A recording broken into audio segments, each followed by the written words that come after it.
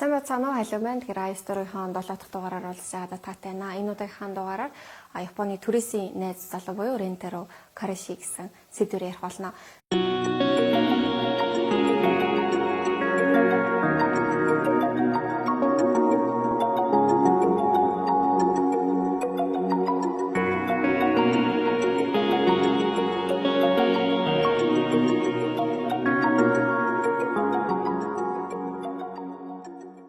За тэгэхээр Японд бол 1990-ад оноос эхлээд гэр бүл түрээслэх үйлчилгээ дэлгэрч эхэлсэн байгаа. Тэгэхээр ямар хүмүүсийн үйлчилгээг одоо сонгодог вэ гэхээр одоо гэр бүл хүү багтаа эцэгхээ алдсан хүн ч өөрөөсөн ч юм уу за эсвэл гэр бүлийнх нь хол амьдардаг яаралтай үед ирэх боломжтой ч юм уу иймэрхүү тохиолдолд бол мөнгөтүүлж түрээсэн гэр бүл түрээсэлдэг. За ялангуяа японочдын хүн амын пирамид нь бол эсрэгээр байдаг шүү дээ тийм ээ.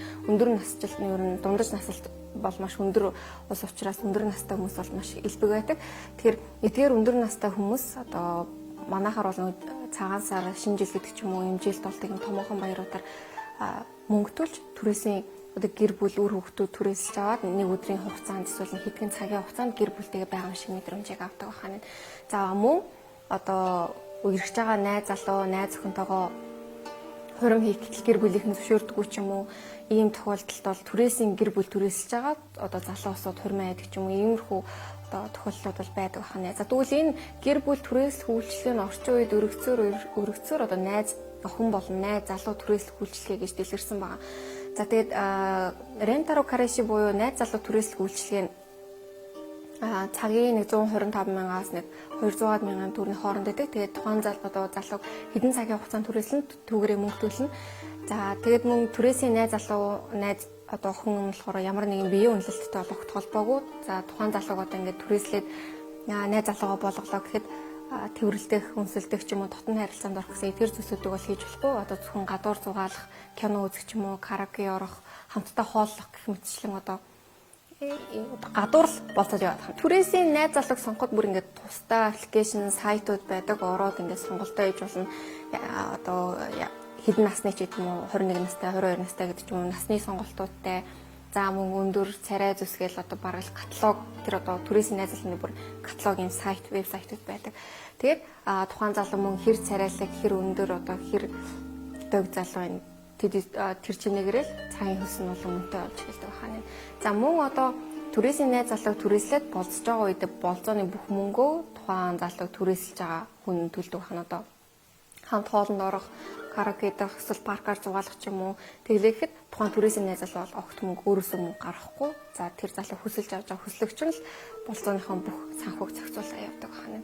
Энэ үйлчлэл бол Японд бол маш дэлгэрсэн. Энэ бол хууль бус үйлдэл биш. Яагаад вэ гэхээр түрээсийн найз залуу найз охин бол ямар нэгэн одоо нэмэх 18 буюу бие үнэлэлттэй ямар ч холбоогүй зүгээр л одоо тухайн хин нэгэн хүн ганцаардсан ч юм уу эсвэл гадаад үзмжээсээ болоод найз залуу найз охинтой болж чаддгүй эсвэл одоо сонирхогч байж болно тийм ээ зөвхөн нэг өдөр ингээд нэг танихгүй хүнтэй болоод явах ямар гэдэг ингээд үзье хүссэн хүмүүс за мөн одоо урт хугацааны үерхэл хүсдэггүй хараахан одоо найз залуу найз охинтой болоод урт хугацааны үерхэл гэр бүл одоо төлөвлөлт байхгүй дээр залуучууд бол энэ үйлчлэгийг илүү их сонгодог. Энэ үйлчлэл 2013 оноос эхлээд нэлийн одоо өргөжж эхэлсэн байна. Хэдийгээр энэ найз залуу найз охин түрээслэхийн үйлчлэг нь бол хууль бус үйлчлэгээ биш. Өөр ингэсэн одоо бүр тод аппликейшн вебсайтууд байдаг. Тухайн одоо аппликейшн вебсайт руу ороод энэ каталог шиг юмнаас тухайн одоо түрээсийн найз охин найз залуугийн зураг өндөр гэж бүхэл юм хараад сонголт хийх боломжтой байдаг.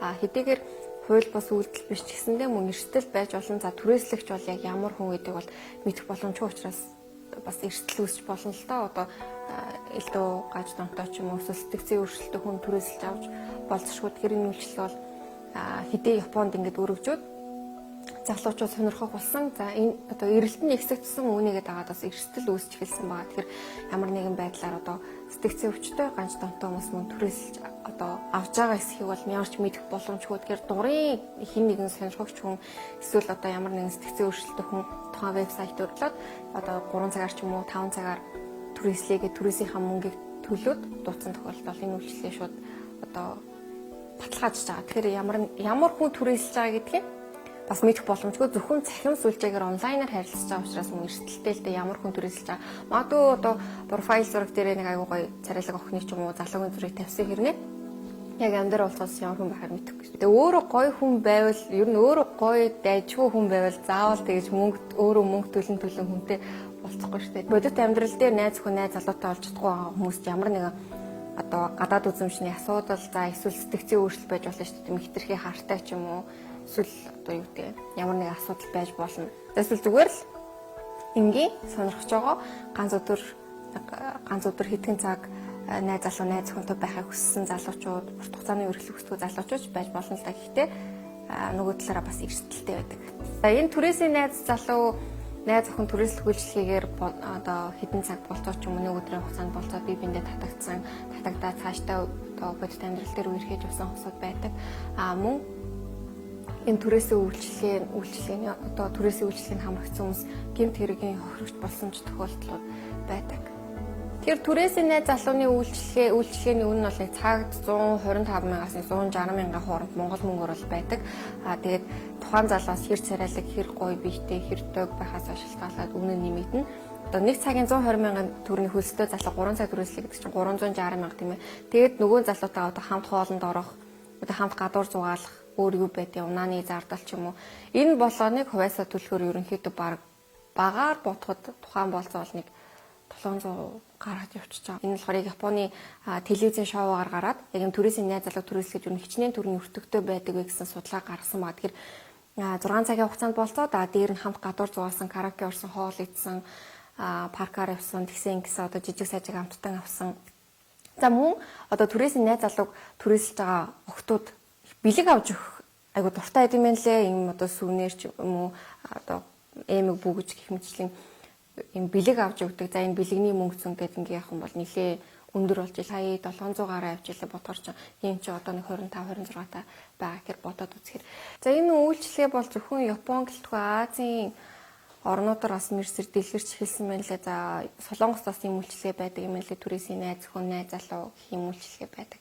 Эдгээр үйлчлэгээнд бол ерөнхийдөө хууль бос учраас өөрсдөө гэсэн вебсайт, аппликейшнуд байдаг. Гэхдээ энэ ажлыг хийж байгаа тийм ээ өөрийгөө түрээслүүлж байгаа залуу охид бүсгүүчүүд байдаг ч юм уу залуучууд бол ямар нэгэн эрүүл мэндийн ч юм уу аюулгүй бодлого байхгүй. Эдгээр түрээсийн үйлчлэгэнд хамрагдаж байгаа хүн тэрвэрлдэх хүнсэлдэх гэх мэтчлэн эдгээр үйлдэлүүдийг хийж болохгүй зүгээр хамтдаа одоо бараг найз очил гадуур зугаалж байгаа шүү дээ.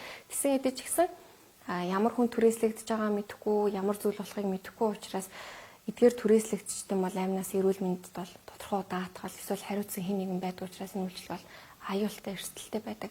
За Японд бол хууль чанга гэж ярьдаг ч гэсэндээ иймэрхүү гэмт хэргийн тохиолдлууд бол байдаг. За хэдийгээр хууль чангатаа улс орно ч гэсэндээ сэтгцийн өөрчлөлттэй за эсвэл эмээлтэй гаж донтой хүмүүсийг бүгдийг нь хянах боломжгүй. Магадгүй түрээсийн найз залуу найз охиноо хинээч мэдгүй газар очиод амийн хүнөсөн ч юм уу, болсон ч юм уу иймэрхүү тохиолдлууд гарах юм бол мэдэх боломж бараг байхгүй шүү дээ. За энэ үйлчлэг нь бол 2013 оноос дэлгэрч эхэлсэн ч гэсэндээ 2018 онд бол бүр дэлхийд дахин танигдаж эхэлсэн.